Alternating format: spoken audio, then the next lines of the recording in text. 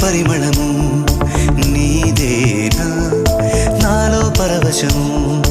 నిజమేనా బొండు మల్లి పువ్వు కన్నా తేలికగు నీ సోకు రెండు కళ్ళు మూసుకున్నా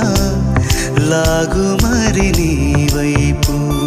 సొగసును చూసి పాడగాయలా కనులకు